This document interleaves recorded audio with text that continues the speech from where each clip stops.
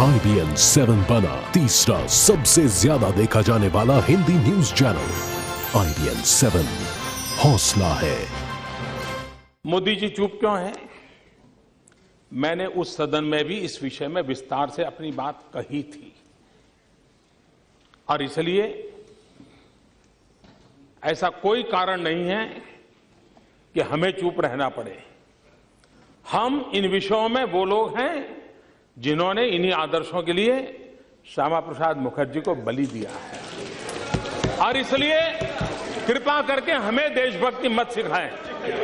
कृपा करके हमें देशभक्ति मत सिखाएं। और वो लोग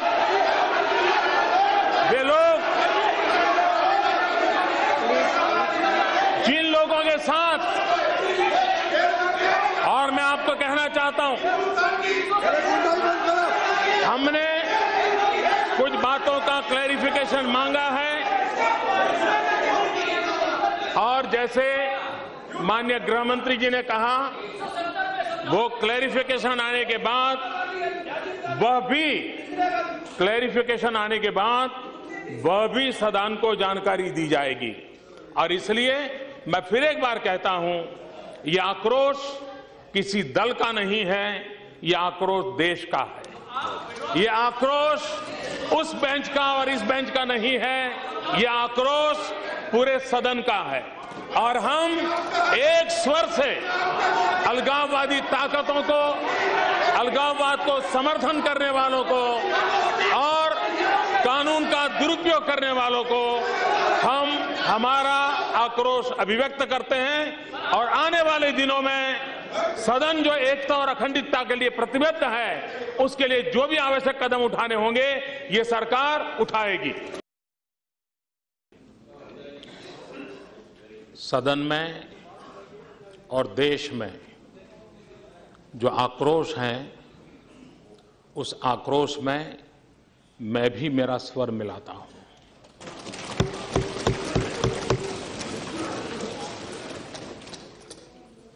यह देश अलगाववाद के मुद्दे पर, आतंकवाद के मुद्दे पर दलबंदी के आधार पर न पहले भी सोचता था, न आज भी सोचता है, न आगे भी सोचेगा। सदन भी एक स्वर से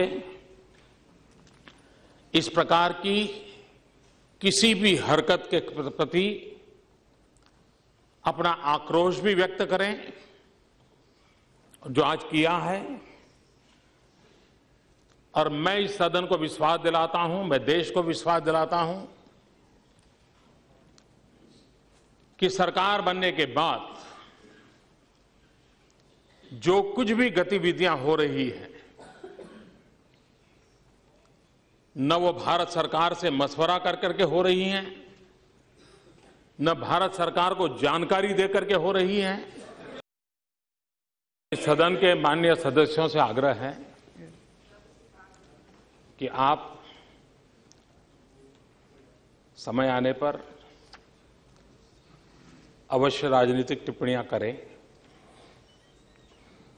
भारतीय जनता पार्टी वहां पर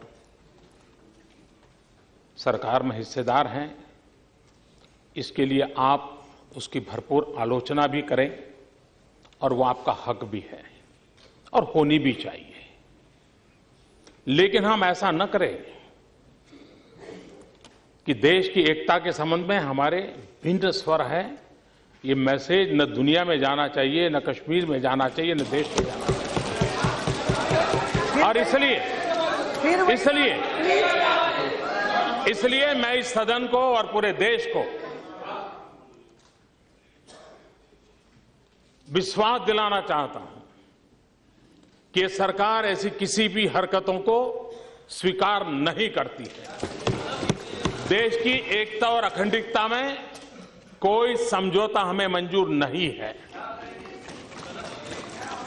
संविधान की मर्यादाओं में ही कदम उठाए जाते हैं। कदम भी संविधान की मर्यादाओं में ही उठाए जाते हैं, आगे भी उठाए जाएंगे।